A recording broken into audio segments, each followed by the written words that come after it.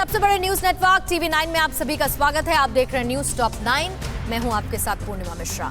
आज 12वीं बोर्ड की परीक्षा को लेकर रक्षा मंत्री राजनाथ सिंह की अध्यक्षता में बड़ी बैठक होने वाली है। कोरोना से बेसहारा बच्चों के लिए कहां पर शुरू हुई मुख्यमंत्री वात्सल्य योजना और क्या है चक्रवात यास का खतरे से निपटने के लिए रोड मैप। देश से जुड़ी अहम खबरों के लिए देखिए टॉप 9 राष्ट्र। प्रधानमंत्री नरेंद्र मोदी के निर्देश पर कोरोना काल में 12वीं बोर्ड और NTA, नीट और JEE परीक्षाओं को लेकर बैठक होगी। रक्षा मंत्री राजनाथ सिंह की अध्यक्षता में होने वाली इस वर्चुअल बैठक में इन बड़ी परीक्षाओं पर अंतिम फैसला होगा। मीटिंग में रक्षा मंत्री राजनाथ सिंह के अलावा शिक्षा मंत्री रमेश पोखरियाल निशंक, महिला एवं बाल विकास मंत्री स्मृति ईरानी और सूचना एवं प्रसारण मंत्री प्रकाश जावड़ेकर मौजूद रहेंगे। बैठक में कोविड के चलते अनाथ हुए बच्चों को लेकर भी चर्चा होगी। बेसहारा बच्चों को लेकर एक कमेटी का गठन किया गया है। केंद्रीय शिक्षा मंत्री रमेश पोखरियाल निशंक के मुताबिक सुबह 11 बजे रक्षा मंत्री राजनाथ सिंह की अध्यक्षता में बैठक होगी, जिसमें राज्यों और केंद्र शासित प्रदेशों के शिक्षा मंत्री और सचिव भी हिस्सा लेंगे। इससे पहले 10वीं के बोर्ड की परीक्षाओं को लेकर पीएम खुद बैठक कर चुके थे। उसी की तर्ज पर 12वीं की परीक्षाओं को लेकर ये बैठक आयोजित की गई है। केंद्रीय शिक्षा मंत्री ने परीक्षाएं आयोजित करने को लेकर छात्रों, अभिभावकों और शिक्षकों व स्कूल से जुड़े लोगों पर ट्विटर के जरिए सुझाव भी मांगे हैं। केंद्रीय शिक्षा मंत्री निशंक के राज्यों और केंद्र शासित प्रदेशों को लिखे खत में कहा गया है कि शिक्षा मंत्रालय और CBSE छात्र शिक्षकों की सुरक्षा को ध्यान में रखते हुए परीक्षाएं आयोजित कराने के विकल्पों पर विचार कर रहे हैं। 12वीं की परीक्षाओं का असर राज्य की बोर्ड और देश भर के अन्य प्रवेश परीक्षाओं पर पड़ता है। ऐसे में छात्रों में मौजूद अनिश्चितता को दूर करने के लिए राज्य सरकारों से बात करने के बाद CBSE बोर्ड कक्षा 12वीं की परीक्षाओं पर छात्रों के हित में उचित फैसला करेगी। उत्तराखंड के मुख्यमंत्री तीरथ सिंह रावत ने शनिवार को मुख्यमंत्री वात्सल्य योजना का ऐलान किया। इसके तहत कोविड-19 महामारी के चलते अनाथ हुए बच्चों की 21 साल की उम्र तक उनके भरण पोषण, शिक्षा और रोजगार के लिए प्रशिक्षण की व्यवस्था राज्य सरकार करेगी। ऐसे बच्चों को राज्य सरकार की सरकारी नौकरियों में आरक्षण दिया जाएगा। साथ ही मुख्यमंत्री तीरथ सिंह रावत ने कहा है कि प्रदेश में ऐसे बच्चों को 3000 रुपए हर महीने भरण पोषण भत्ता भी दिया जाएगा। बीजेपी अध्यक्ष JP नड्डा ने पार्टी शासित राज्यों के मुख्यमंत्रियों से कोविड-19 की वजह से अनाथ हुए बच्चों के लिए कल्याणकारी योजनाएं शुरू करने को कहा है। नड्डा ने कहा कि कोरोना महामारी के चलते बने हालात को देखते हुए मोदी सरकार की 7वीं वर्षगांठ के मौके पर कोई समारोह का आयोजन नहीं किया जाना चाहिए। उसकी जगह पर बीजेपी अध्यक्ष ने पार्टी शासित राज्यों के मुख्यमंत्रियों से 30 मई के दिन कोरोना से अनाथ हुए बच्चों के कल्याण के लिए योजना शुरू करने की अपील की है।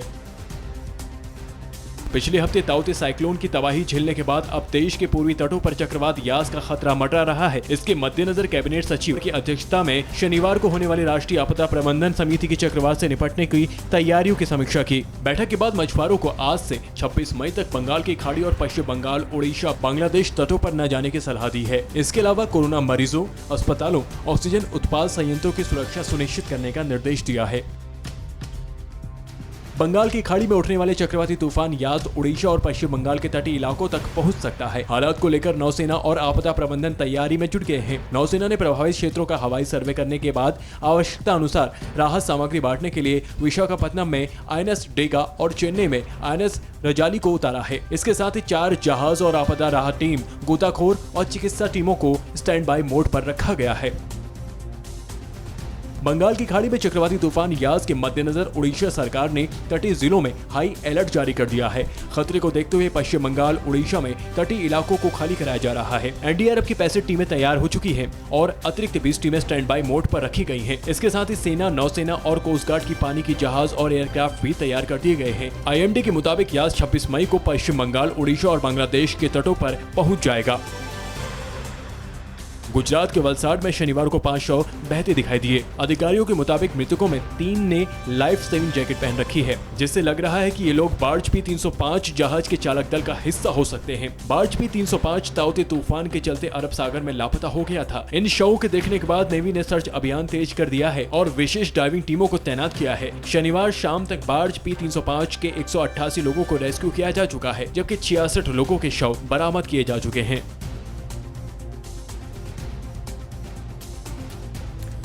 कोरोना के नए केस भी घटे, मौत के आंकड़े भी, यानी दोनों मोर्चों पर आज राहत की खबर। दक्षिण के राज्यों में भी हालात पहले से बेहतर, जबकि दिल्ली और यूपी में कोरोना लगभग काबू होने की स्थिति में है। कोरोना संकट से जुड़ी खबरें देखिए टॉप 9 किलर कोरोना। गुजरात के वलसाड में शनिवार को 5 शव बहते दिखाई दिए। अधिकारियों के मुताबिक मृतकों में 3 ने लाइफ सेविंग जैकेट पहन रखी है, जिससे लग रहा है कि ये लोग बार्ज P-305 जहाज के चालक दल का हिस्सा हो सकते हैं। बार्ज P-305 ताउते तूफान के चलते अरब सागर में लापता हो गया था। इन शवों के देखने के बाद नेवी ने सर्च अभियान तेज कर दिया है और विशेष डाइविंग टीमों को तैनात किया है। शनिवार शाम तक बार्ज P-305 के 188 लोगों को रेस्क्यू किया जा चुका है, जबकि 66 लोगों के शव बरामद किए जा चुके हैं।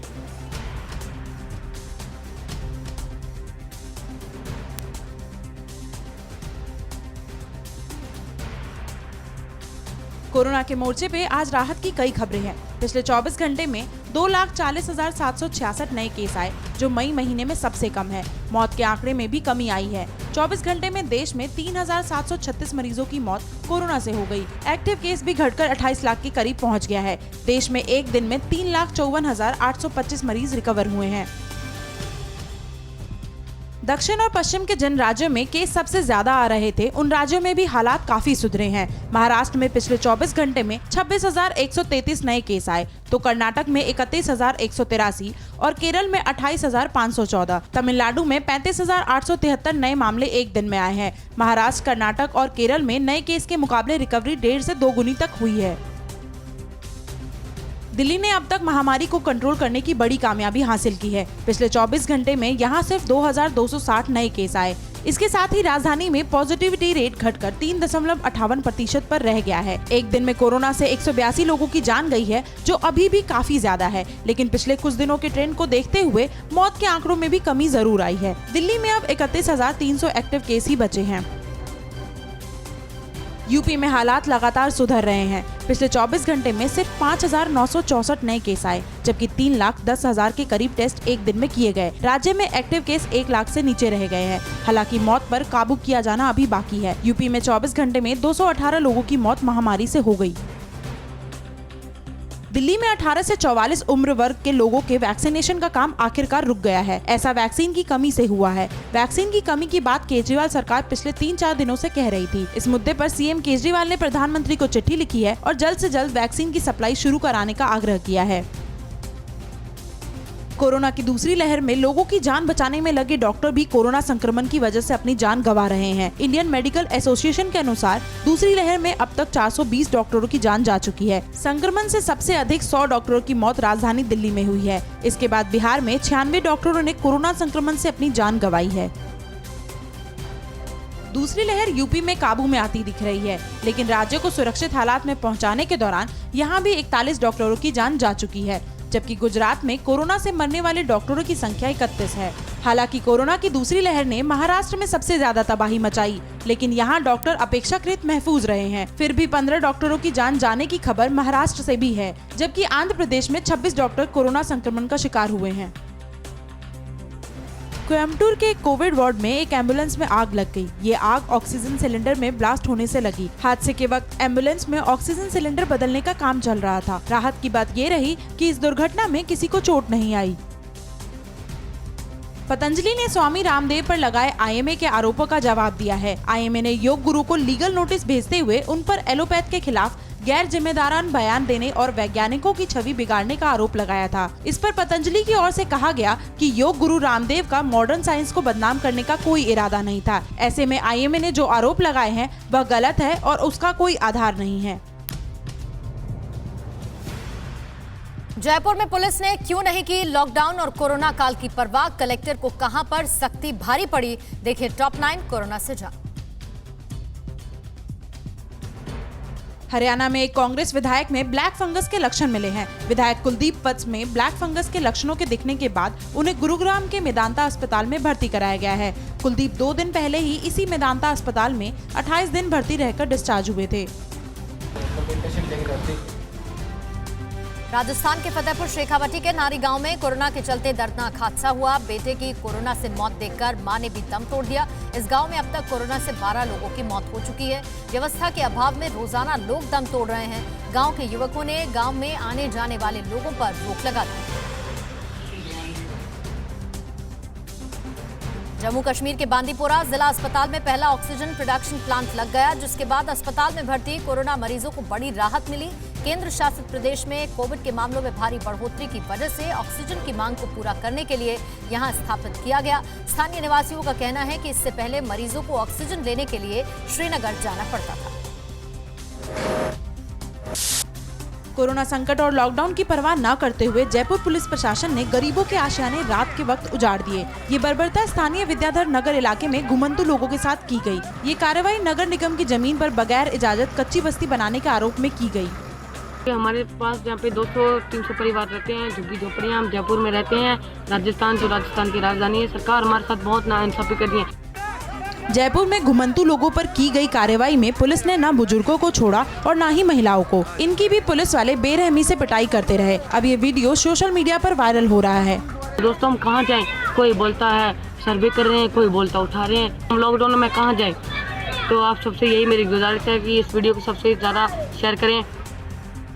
जयपुर के बोजलावा गांव में TV9 भारतवर्ष की खबर के बाद प्रशासन सक्रिय हुआ है। अब वहां घर घर जाकर सर्वे का काम शुरू किया गया है और स्थानीय लोगों के स्वास्थ्य की जांच की जा रही है। गांव के स्वास्थ्य केंद्र में बाकायदा डॉक्टर की भी नियुक्ति कर दी गई है। TV9 भारतवर्ष ने गांव के बीमार लोगों की दुर्दशा की खबर दिखाई थी। सरकारी अमले की हरकत में आने से खुश ग्रामीण अब राहत महसूस कर रहे हैं। छत्तीसगढ़ के सूरजपुर में कलेक्टर ने लॉकडाउन में सख्ती के नाम पर युवक की पिटाई करवा दी। इस घटना का वीडियो वायरल हो गया है। कहा जा रहा है कि युवक दवा लेने निकला था। उसने पर्ची भी दिखाई, लेकिन कलेक्टर ने सिपाही को कहकर उस पर लाठी चलवा दी। कलेक्टर रणबीर शर्मा से जब फोन पर बातचीत की गई तो उन्होंने घटना से इनकार नहीं किया और वीडियो को सही भी माना, लेकिन अपनी सफाई में कहा कि लॉकडाउन का पालन करवाने के लिए इतनी सख्ती जरूरी है। बिहार के मोतिहारी में लॉकडाउन का उल्लंघन करना बारातियों को भारी पड़ गया। पुलिस ने बारातियों को मेढक दौड़ कराकर इसकी सजा दी। सरकार का आदेश है कि शादी समारोह में 20 से ज्यादा लोग ना हो और कोविड गाइडलाइन का पालन किया जाए, लेकिन बाराती सब कुछ भूलकर एक एक गाड़ी में 8 से 10 लोग जा रहे थे। यूपी के शाहजहांपुर में लॉकडाउन के नियमों को ताक पर रखकर बार बालाओं के ठुमके लगवाए गए। निगोही थाना क्षेत्र में हुए एक कार्यक्रम में न सोशल डिस्टेंसिंग का ख्याल रखा गया और न ही दूसरे नियमों का। बताते हैं कि यह सब कुछ पुलिस की जानकारी में होता रहा।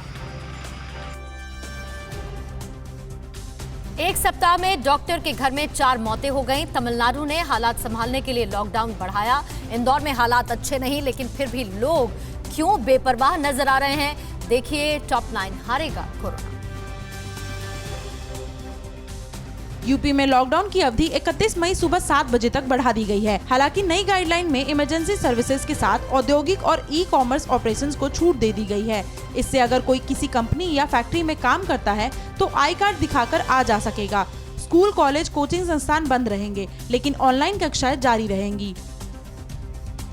जिस दौर में कुछ लोग आपदा में कालाबाजारी जैसी चीजों के लिए अवसर ढूंढ रहे हैं, वैसे वक्त में तमाम वे लोग भी हैं जो दूसरों की मदद में दिन रात जुटे हैं। दिल्ली के 5 सितारा होटल हर रोज फ्रेश खाना बनाकर कोविड वॉरियर्स के लिए सप्लाई कर रहा है। यहाँ से ये खाना अलग अलग अस्पतालों में भेजा जाता है। हमारा प्रयास होता है कि जो हमारे फ्रंट वॉरियर्स हैं, जो देश की सेवा कर रहे हैं, जनता की सेवा कर रहे हैं, उनके लिए हम रोज चेंज करके मेन्यू बनाएं, फ्रेश बनाएं और पौष्टिक खाना दें। जो डेली हम 500 packed meals AIIMS and RML को सप्लाई कर रहे हैं। इंदौर के महात्मा गांधी मेडिकल कॉलेज के बाहर ब्लैक फंगस के शिकार हुए मरीजों के परिजनों ने हंगामा कर दिया। हंगामा करने वालों का कहना है कि उनके मरीज अस्पतालों में भर्ती हैं, लेकिन उन्हें ब्लैक फंगस के लिए जरूरी एम्फोटेरिसिन इंजेक्शन नहीं मिल पा रहे हैं। घटना की जानकारी मिलते ही पुलिस और प्रशासनिक अधिकारी मौके पर पहुंचे और लोगों को समझाने का प्रयास किया, लेकिन लोग काफी देर तक मानने को तैयार नहीं थे। ब्लैक फंगस की बीमारी लगातार फैल रही है। ऐसे में जरूरी है कि चपेट में आने से पहले इससे बचाव हो। आइए सुनते हैं विशेषज्ञ इस पर क्या सलाह दे रहे हैं। Please do not take steroid unless अगर आपका फिजिशियन बोले। बहुत लोग क्या कर रहे हैं, जो हमारे नेजल प्रॉन्ग हैं या जो मास्क हैं, हफ्ते हफ्ते वही यूज कर रहे हैं। इसमें आपको हर रोज इसको साफ करना है। कोरोना की इस दूसरी लहर ने लखनऊ से सटे अमराई गांव के एक परिवार के 4 लोगों को खत्म कर दिया है। 4 लोगों का ये परिवार डॉक्टर हरिराम यादव का था, जो खुद महामारी की चपेट में आए लोगों की सेवा में जुटे थे। अचानक एक दिन उनकी तबीयत खराब हुई और सांस फूलने लगी। उन्हें तुरंत हॉस्पिटल में भर्ती कराया गया, लेकिन रिपोर्ट आने से पहले ही उनकी मौत हो गई। इसके बाद डॉक्टर हरिराम यादव के परिवार पर पहाड़ टूट पड़ा। उस दिन उनकी चाची ताराचंद की मृत्यु हो गई। घटना के 2 ही दिन बाद अचानक हरिराम यादव की पत्नी सिजमा यादव और उनकी बहू संध्या यादव की तबीयत बिगड़ी और दोनों की भी मौत हो गई। यह सब कुछ एक सप्ताह के अंदर हो गया। डॉक्टर यादव की मौत के साथ ही उनका ये ज्योति क्लिनिक और मनीष मेडिकल स्टोर शायद हमेशा के लिए बंद हो गया है। देश के कई दूसरे राज्यों की तरह तमिलनाडु में भी लॉकडाउन की अवधि 1 सप्ताह के लिए बढ़ा दी गई है। राज्य सरकार ने जरूरी सेवाओं के अलावा इस दौरान सख्त लॉकडाउन की बात कही है। तमिलनाडु में संक्रमण की स्थिति अभी काबू में नहीं आई है। वहां पिछले 24 घंटे में देश के सबसे ज्यादा 35,873 नए मामले आए हैं, जबकि एक दिन में राज्य में 448 की मौत महामारी से हो गई है। इंदौर शहर में कोरोना महामारी के बाद अब ब्लैक फंगस के मरीजों की संख्या लगातार बढ़ती जा रही है। ब्लैक फंगस बीमारी के बढ़ते मरीजों की संख्या को देखते हुए प्रदेश सरकार ने इसे महामारी घोषित कर दिया है। कहा जा रहा है कि इंदौर में कई मरीज ऐसे भी सामने आ रहे हैं जिन्हें कोरोना बीमारी नहीं हुई थी। इंदौर में करीब 8 मरीज ऐसे मिले हैं जिन्हें कोरोना नहीं हुआ था। मध्य प्रदेश में सबसे ज्यादा मामले इंदौर में ही आ रहे हैं, लेकिन कई लोग कोरोना गाइडलाइंस मानने के लिए फिर भी तैयार नहीं हैं। तस्वीरों में आप देख सकते हैं कि लोग कैसे बेफिक्र हैं और जानलेवा संक्रमण की इन्हें कोई परवाह नहीं है। कहां से बरामद हुआ हथियारों का जखीरा? महिला आयोग ने क्योंकि फुटबॉलर की मदद करने के लिए कहा और गाजा में हमास ने युद्ध में मारे गए लोगों को श्रद्धांजलि दी। देश विदेश से जुड़ी अहम खबरें देखिए टॉप 9 देश विदेश। जम्मू कश्मीर के पुंछ में सेना और पुलिस ने आतंकियों के खिलाफ चलाए गए साझा अभियान में हथियार और गोला बारूद का जखीरा बरामद किया है। पुलिस के मुताबिक आतंकवादी ठिकाने से एक AK-57 राइफल, 30 गोलियां भरी एक मैगजीन, 2 चीनी पिस्तौल और एक संबंधित मैगजीन बरामद हुई है। मामले में विभिन्न धाराओं के तहत केस दर्ज कर लिया गया है और जांच जारी है। पिछले 15 दिनों में सुरक्षा बलों की ये तीसरी सफलता है। पश्चिम बंगाल विधानसभा चुनाव में पहले टीएमसी छोड़ बीजेपी में शामिल हुई सोनाली गुहा ने अब सीएम ममता बनर्जी को खत लिखकर माफी मांगी है। उन्होंने लिखा है कि दीदी, मैं आपसे माफी चाहती हूँ कि मैंने पार्टी छोड़ी। अगर आप मुझे माफ नहीं करेंगी तो मैं जिंदा नहीं रह पाऊंगी। कृपया पार्टी में वापस आने की इजाजत दे, जिससे मैं अपना बाकी का जीवन आपके स्नेह में बिता सकूं। सोनाली गुहा 4 बार विधायक रही है और इन्हें ममता बनर्जी का करीबी माना जाता था। मुंबई पुलिस के पूर्व कमिश्नर परमबीर सिंह को SC/ST एक्ट के तहत दर्ज मामले में बॉम्बे हाईकोर्ट ने बड़ी राहत दी है। बॉम्बे हाईकोर्ट ने पुलिस को निर्देश दिया कि वह SC/ST कानून के तहत दर्ज केस में पूर्व CP परमबीर सिंह को आज तक गिरफ्तार न करे। परमबीर सिंह ने अदालत में याचिका दायर कर उनके खिलाफ दर्ज केस को रद्द करने और मामले को CBI जाँच कराने की मांग की थी। पहलवान सागर धनकर हत्याकांड मामले में ओलंपियन सुशील कुमार की गिरफ्तारी के लिए दिल्ली पुलिस की करीब 15 टीमें पंजाब के अलग अलग इलाकों में रेड कर रही है। सुशील का मोबाइल फोन भटिंडा और मोहाली के पास सक्रिय है। 3 दिनों से दिल्ली पुलिस स्थानीय पुलिस की मदद से हर संभावित ठिकानों पर छापे मार रही है। वारदात के बाद से ही सुशील और हत्या में शामिल सभी आरोपी फरार है। पुलिस ने सुशील पर 1 लाख और उसके साथी पर 50,000 रुपए का इनाम भी घोषित कर रखा है।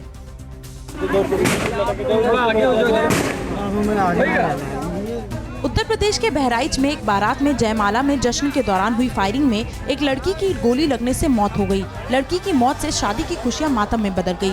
सूचना पाकर मौके पर पहुंची पुलिस ने शव को कब्जे में लेकर पोस्टमार्टम के लिए भेज दिया। पुलिस ने मृत बच्ची के पिता की तहरीर पर अज्ञात के खिलाफ मुकदमा दर्ज कर मामले की जाँच शुरू कर दी है।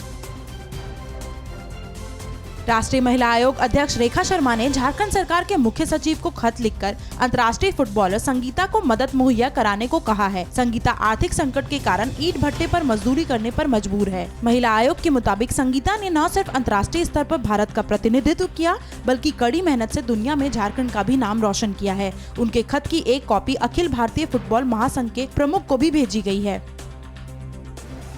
संयुक्त राष्ट्र सुरक्षा परिषद ने गाजा में युद्ध विराम का पूर्ण पालन करने का आह्वान किया है। इसके अलावा शनिवार से शुरू हुए युद्ध विराम के ऐलान का स्वागत किया है। इजराइल और हमास के बीच संघर्ष विराम के बाद गाजा पट्टी में शांति देखी गई। 11 दिन बाद शनिवार को इस क्षेत्र में कोई भी हवाई हमला नहीं हुआ।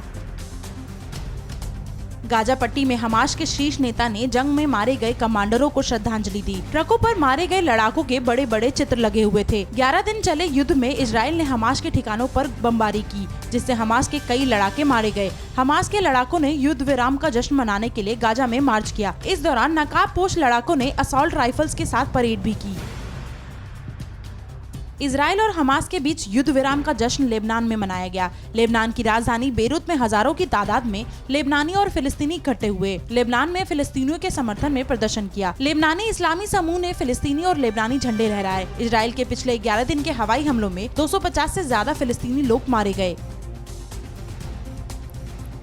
अड़ी सोमवार से शुक्रवार शाम 6 बजे सिर्फ TV9 भारतवर्ष पर।